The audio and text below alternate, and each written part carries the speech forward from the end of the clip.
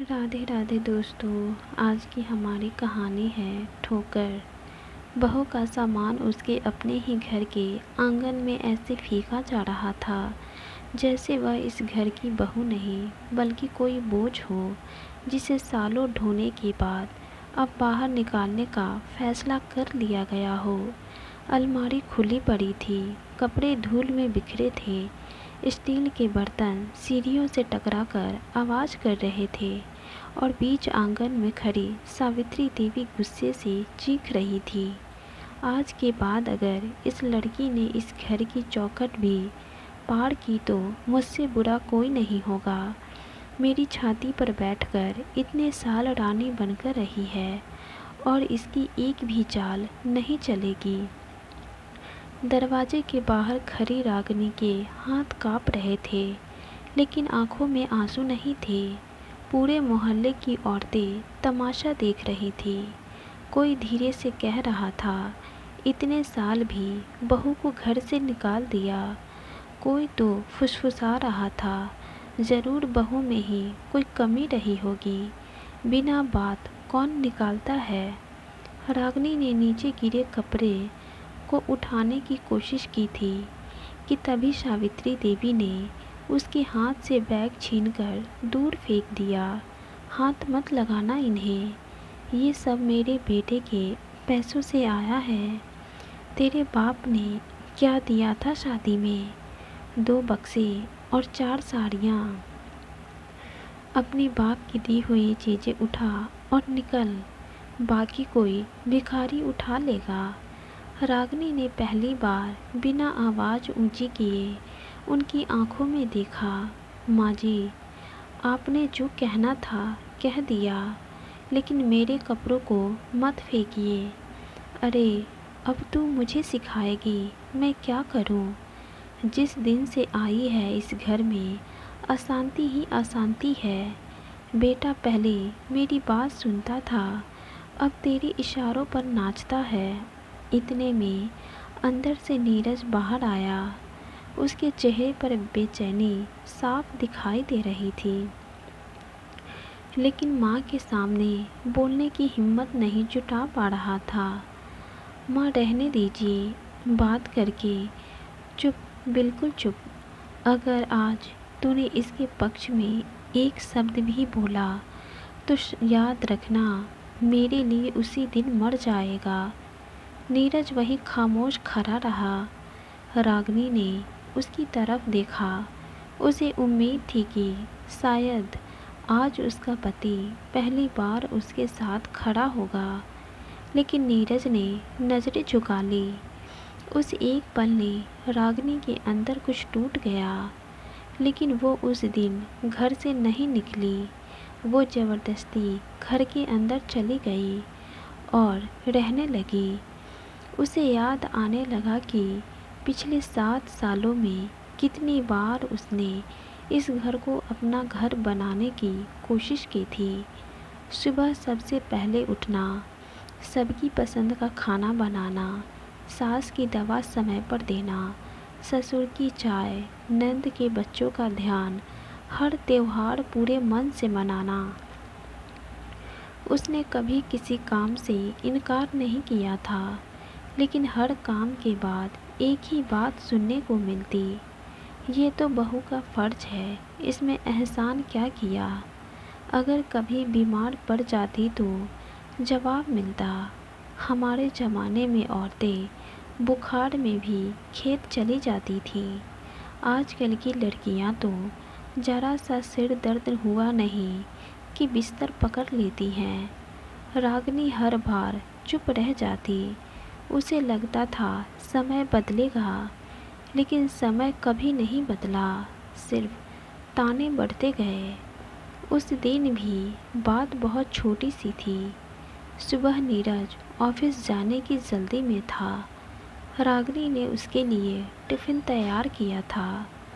तभी सावित्री देवी ने कहा, पहले मेरे लिए नाश्ता बना, बेटा बाद में चला जाएगा। रागिनी ने धीरे से कहा, माँ जी, बस 2 मिनट में टिफ़िन दे दूँ, फिर आपके लिए गरम पराठे बना देती हूँ। बस यही बात सावित्री देवी को आग की तरह लग गई। देख लिया, अब मैं इस घर में दूसरे नंबर पर आ गई हूँ। पहले पति, फिर बच्चे, सास की तो कोई इज्जत ही नहीं है। रागनी समझाती रही, ऐसी बात नहीं है माँ जी। लेकिन सावित्री देवी कुछ भी सुनने को तैयार ही नहीं थी। उन्होंने पूरे घर में इतना हंगामा किया कि पड़ोसी तक इकट्ठा हो गए। दोपहर तक बात इतनी बढ़ गई कि उन्होंने साफ कह दिया, या तो ये लड़की इस घर में रहेगी या मैं। नीरज पूरे दिन चुप रहा। उसकी यही चुप्पी रागनी को सबसे ज़्यादा चुभ रही थी। शाम को जब वह कमरे में सामान समेट रही थी, तब नीरज धीरे से अंदर आया। रागनी, कुछ दिन के लिए मायके चली जाओ। माँ का गुस्सा शांत हो जाएगा तो मैं खुद ले आऊँगा। रागनी ने पहली बार मुस्कुराकर उसकी तरफ देखा। वह मुस्कान खुशी की नहीं थी, वह 7 साल की थकान की मुस्कान थी।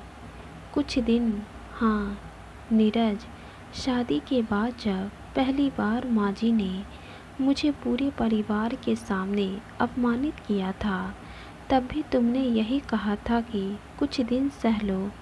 जब मेरी नौकरी छुड़वाई गई, तब भी तुमने यही कहा था कुछ दिन। जब हर महीने मेरे मायके वालों को नीचा दिखाया गया, तब भी तुमने कहा कुछ दिन। 7 साल हो गए नीरज, तुम्हारे ये कुछ दिन कभी ख़त्म ही नहीं हुए। नीरज के पास कोई जवाब नहीं था। वह सिर्फ इतना कह पाया, मैं दोनों तरफ फंसा हूँ। रागनी ने धीरे से कहा, नहीं, तुम कहीं नहीं फंसे। तुमने हमेशा आसान रास्ता चुना, चुप रहने का। बाहर से फिर सावित्री देवी की तेज आवाज़ आई, अभी तक गई नहीं ये? क्या पूरे घर पर कब्जा करके बैठेगी? रागनी ने बिना कुछ कहे अपना बैग उठाया। उसने आखिरी बार उस कमरे को देखा जिसे उसने 7 साल तक अपना घर समझा था। फिर दरवाजे की तरफ बढ़ गई, लेकिन चौखट पार करने से ठीक पहले उसने पलटकर पूरे घर को देखा और बहुत शांत आवाज़ में सिर्फ एक बात कही, आज मैं अपनी मर्जी से जा रही हूँ। लेकिन जिस दिन सच में इस घर से मेरा रिश्ता ख़त्म हो जाएगा, उस दिन इस घर में जो सन्नाटा होगा उसे कोई नहीं भर पाएगा। उसकी यह बात सुनकर सावित्री देवी हंस पड़ी, जा, हमें तेरी ज़रूरत नहीं है। रागनी बिना कुछ बोले घर से बाहर निकल गई। उसे नहीं पता था कि उसकी कही हुई यह बात कुछ ही दिनों बाद इस घर का सबसे बड़ी सच्चाई बनने वाली है। रागनी के जाते ही सावित्री देवी ने पूरे घर का दरवाज़ा ऐसे बंद किया जैसे कोई बहुत बड़ी मुसीबत हमेशा के लिए ख़त्म हो गई हो। उन्होंने अंदर जाते ही ऊंची आवाज़ में कहा, आज से इस घर में चैन की नींद आएगी। नंद स्वाति भी खुशी से झूमने लगी। हर वक्त मुंह लटकाए घूमती थी, जैसे उसने पूरा घर चला रखा हो। अब पता चलेगा कि उसके बिना भी घर चलता है। नीरज चुपचाप अपने कमरे में चला गया। कमरे में घुसते ही उसकी नज़र उस खाली अलमारी पर पड़ी जिसमें रागनी के कपड़े रहते थे। ड्रेसिंग टेबल पर उसकी छोटी सी कंघी अब भी रखी थी। तकिए के पास उसकी किताब पड़ी थी जिसमें बीच का पन्ना मोड़ कर रखा गया था। पहली बार उसे एहसास हुआ कि घर में कितना कुछ रागनी का था, लेकिन उससे भी ज़्यादा वह खुद हर कोने में बसी हुई थी। रात को खाने का समय हुआ तो सावित्री देवी ने थाली परोसते हुए कहा, अब देखना बेटा, तेरी माँ कैसी घर संभालती है। बहू कोई रानी नहीं थी कि उसके बिना काम रुक जाएगा। नीरज ने बिना कुछ बोले 2 कौर खाए और थाली दूर सरका दी। क्या हुआ, भूख नहीं है? अरे उसके जाने का इतना दुख है तो उसके साथ ही चला जाता। नीरज ने कोई जवाब नहीं दिया। दूसरे दिन सुबह 5 बजे सावित्री देवी की आँख खुली तो उन्होंने लगा रागनी रसोई में होगी, लेकिन अगले ही पल याद आया कि वह तो जा चुकी है। उन्होंने खुद चाय बनाई, दूध उबलकर गैस पर गिर गया, पराठा जल गया। ससुर रामेश्वर जी दवा का इंतज़ार करते रहे। उन्होंने आवाज़ लगाई, अरे बहू, फिर खुद ही चुप हो गए। सावित्री देवी झेप गई, लेकिन अगले ही पल बोली, देखा, आदत पड़ गई थी ना नाम लेने की। इसका मतलब ये नहीं कि उसकी कमी महसूस हो रही है। रामेश्वर जी ने पहली बार साफ शब्दों में कहा, कमी तो हो रही है, चाहे तुम मानो या ना मानो। सावित्री देवी ने घूर कर देखा। स्वाति बोली, पापा, आप भी ना, उसके रहते सब परेशान ही थे, अब सुकून है। आप भी अब उसी का पक्ष लेंगे। पक्ष नहीं ले रहा, सच बोल रहा हूँ। जिस लड़की ने 7 साल इस घर को बिना शिकायत संभाला, उसे इस तरह निकालना ठीक नहीं हुआ। आपको अगर इतनी ही हमदर्दी है तो जाकर उसे वापस ले आइए। रामेश्वर जी चुप हो गए। उन्हें पता था कि अब समय कोई भी बात आग में घी डालने जैसी होगी। उधर रागनी अपने मायके पहुंची तो उसकी माँ शारदा देवी दरवाजे पर उसे देखकर घबरा गई। अरे तू अचानक, और ये सामान? रागनी ने मुस्कुराने की कोशिश की। बस माँ, कुछ दिन रहने आई हूँ। माँ उसकी आंखें पड़ चुकी थी। उन्होंने कुछ नहीं पूछा, बस उसका बैग अंदर रख दिया। रात को जब दोनों अकेली थीं, तब शारदा देवी ने धीरे से पूछा, सच बता, इस बार क्या हुआ? रागनी काफ़ी देर तक चुप रही, फिर बोली, इस बार कुछ नया नहीं हुआ माँ। बस मैं पुरानी बातें सहते सहते अब थक गई हूँ। उसकी माँ ने आंखें भर आई। बेटी, पहले क्यों नहीं बताया? क्या बताती? हर बार सोचती थी सब ठीक हो जाएगा। उधर नीरज ऑफिस पहुंचा तो काम में बिल्कुल मन नहीं लग रहा था। दोपहर के खाने का समय हुआ। उसने बैग खोला तो टिफ़िन नहीं था। तभी उसे याद आया, आज किसी ने टिफ़िन रखा ही नहीं। वह कैंटीन में गया, लेकिन खाना खाते खाते उसे रागनी की बनाई साधारण दाल और सब्जी याद आने लगी। शाम को घर लौटा तो कपड़े कुर्सी पर पड़े थे। पहले रागनी बिना कहे सब धोकर प्रेस करके अलमारी में रख देती थी। सावित्री देवी ने कहा, अपने कपड़े खुद मशीन में डाल दिया कर, अब कौन करेगा? नीरज ने बिना कुछ कहे कपड़े उठाए। जब मेरी बीवी यही सब काम करती थी तो आप कहती थी कि यह कोई काम नहीं है। अब आपको क्या हुआ जो मुझे बोल रही हैं कपड़े रखने? सावित्री देवी कुछ नहीं बोली। धीरे धीरे 3 दिन बीत गए। घर का माहौल बदल चुका था।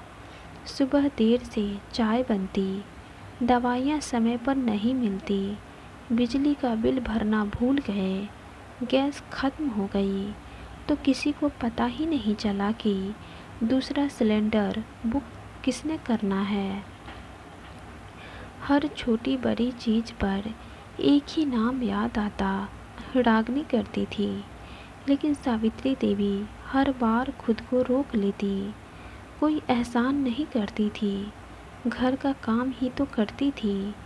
चौथे दिन मोहल्ले में कमला चाची घर आई। उन्होंने इधर उधर देखा और बोली, बहू अभी तक नहीं आई। सावित्री देवी ने अकड़ कर कहा, अब उसे आने की ज़रूरत नहीं। कमला चाची ने सीधे कहा, बहन, गुस्से में लिया फैसला हमेशा सही नहीं होता। अच्छी बहू बार बार नहीं मिलती। सावित्री देवी को यह बात चुभ गई। आपको हमारे घर की चिंता करने की ज़रूरत नहीं। कमला चाची मुस्कुराई, मुझे नहीं, तुम्हें करनी चाहिए। पूरा मोहल्ला देख रहा है कि बहू के जाने के बाद घर पहले जैसा नहीं रहा। इतना कहकर वह चली गई। उसके जाते ही सावित्री देवी का चेहरा तमतमा उठा। उन्हें पहली बार लगा कि लोग उसकी नहीं, रागिनी की बात कर रहे हैं। उसी शाम नीरज ने हिम्मत करके कहा, माँ, मैं कल रागिनी को लेने जाऊंगा। सावित्री देवी ने गुस्से में मेज़ पर रखा गिलास पटक दिया। अगर वह इस घर में वापस आई तो मैं इस घर से चली जाऊंगी। नीरज ने इस बार माँ की आंखों में आंखें डालकर देखा, लेकिन उसने अभी भी कोई जवाब नहीं दिया। कमरे में ऐसा सन्नाटा छा गया जिसमें पहली बार यह बात साफ महसूस हो रहा था कि इस घर की लड़ाई अब पहले जैसी नहीं रही। अब कोई ना कोई फैसला होकर ही रहेगा। नीरज उस रात बिल्कुल नहीं सो पाया। एक तरफ माँ की जिद थी, दूसरी तरफ रागिनी की वह आखिरी बात बार बार उसके कानों में गूंज रही थी, जिस दिन सच में इस घर से मेरा रिश्ता ख़त्म हो जाएगा, उस दिन इस घर में जो सन्नाटा होगा उसे कोई नहीं भर पाएगा। सुबह होते ही उसने बिना किसी को बताए बाइक निकाली और सीधे रागिनी के मायके यानी अपने ससुराल पहुंच गया। दरवाज़ा शारदा देवी ने खोला। उन्होंने नीरज को देखा तो चेहरे पर न गुस्सा था न अपनापन। बस एक सीधी सी बात कही, आज याद आ गई पत्नी की। नीरज ने धीरे से कहा, माँ जी, रागिनी से मिलना है। बेटी कोई सामान नहीं होती कि जब मन किया छोड़ दिया और जब मन किया लेने चले आए। इतने में अंदर से रागिनी बाहर आई। चेहरे पर पहले जैसी घबराहट नहीं थी। आवाज़ भी पहले से ज़्यादा ठहरी हुई थी। कहिए, किस लिए आए हैं? नीरज कुछ पल उसे देखता रहा। उसे पहली बार एहसास हुआ कि जो लड़की हमेशा उसके पीछे पीछे चलती थी, आज उसके सामने बिल्कुल अलग खड़ी है। चलो घर चलते हैं। कौन सा घर? रागिनी ने बिना भाव बदले पूछा। नीरज वापस लौट आया। अगली सुबह घर का माहौल बिल्कुल अलग था। नीरज रोज़ की तरह चुपचाप ऑफिस जाने के लिए तैयार नहीं हुआ। उसने कुर्सी खींचकर आंगन के बीच में रख दी और वहीं बैठ गया। सावित्री देवी ने उसे देखकर पूछा, आज ऑफिस नहीं जाना है क्या, जो यहाँ बैठ गए हो? नीरज ने शांत आवाज़ में कहा, पहले घर की बात होगी, फिर ऑफिस जाऊँगा। सावित्री देवी हंस पड़ी, अच्छा, अब तू मुझे घर चलाना सिखाएगा। घर चलाना नहीं माँ, घर बचाना। इतने में रामेश्वर जी भी बाहर आ गए। सावित्री देवी ने गुस्से में कहा, सीधी बात बोल। इतने में स्वाति भी बाहर आ गई। नीरज ने पहली बार बिना हिचक उनकी आंखों में देखते हुए कहा, गलती रागिनी की नहीं थी, गलती हमारी थी और सबसे बड़ी गलती तो मेरी थी। सावित्री देवी तिलमिला उठी, मतलब मैं झूठी हूँ? मैंने ऐसा नहीं कहा, लेकिन आपने कभी उसकी कोई बात सुननी ही नहीं चाहिए। हर छोटी बात को उसकी बदतमीजी बना दिया। आपने उसे बहू कम और नौकरानी ज़्यादा समझा। माँ देखो, अब भैया कौन सी पट्टी पढ़ के आए हैं ससुराल से। बस बहुत बोलने लगा है तू। आज बोलूँगा माँ, क्योंकि 7 साल से चुप रहकर मैंने अपनी पत्नी के साथ अन्याय किया है। सावित्री देवी ने गुस्से में पास रखा लोटा ज़मीन पर पटक दिया। अगर इतनी ही मोहब्बत है उससे तो इसी वक्त इस घर से निकल जा। नीरज खड़ा हो गया। अगर अपनी पत्नी का सम्मान करना इस घर से निकलने की कीमत है तो मैं तैयार हूँ। रामेश्वर जी ने तुरंत कहा, मैं भी एक बात साफ कर देता हूँ। बहू ने इस घर के लिए जितना किया है उतना शायद हम सब साथ मिलकर भी नहीं कर पाए।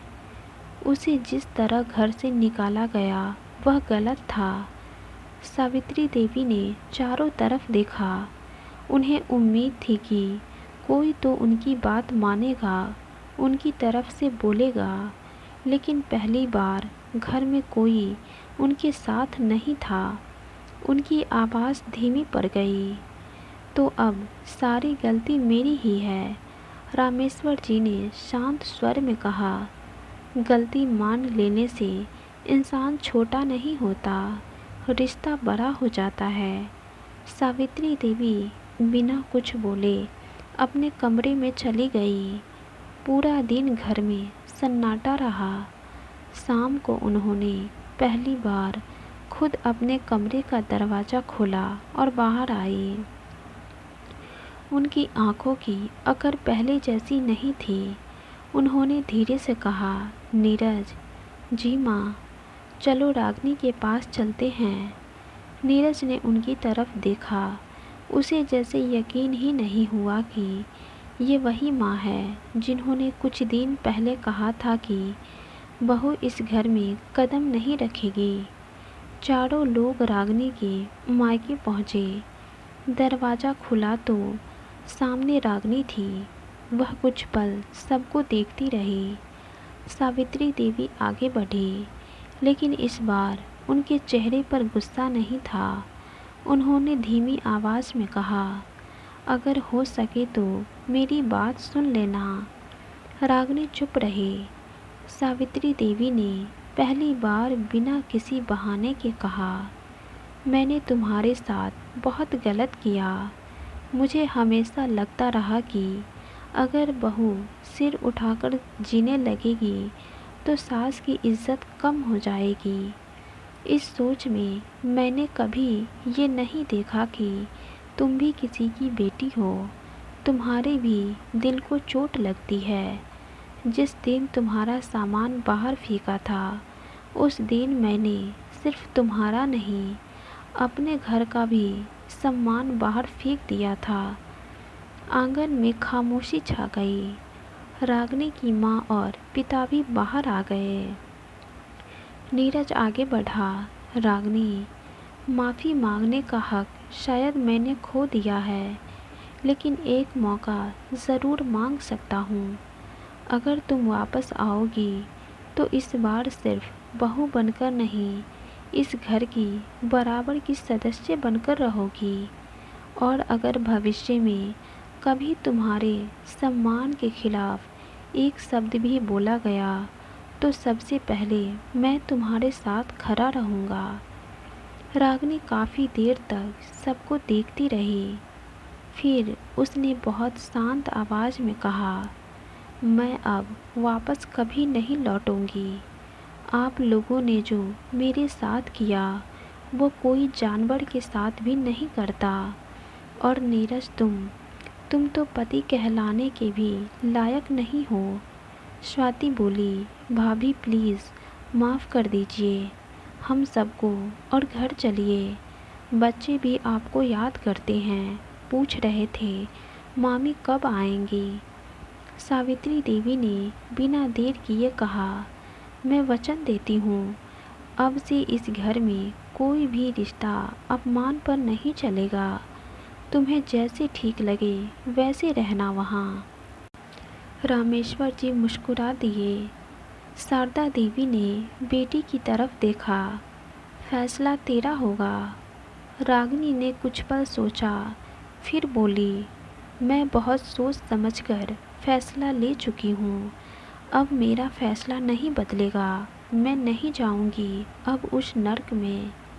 फिर चारों लोग मायूस होके लौट आए और रागिनी अपने माता पिता के साथ रहने लगी। डाइवोर्स पेपर भेज दिए नीरज को और पास के स्कूल में पढ़ाने लगी और सुकून से जीने लगी अपने आत्मसम्मान के साथ। अगर कहानी दिल को छू गई हो तो लाइक, शेयर और सब्सक्राइब ज़रूर करें। धन्यवाद।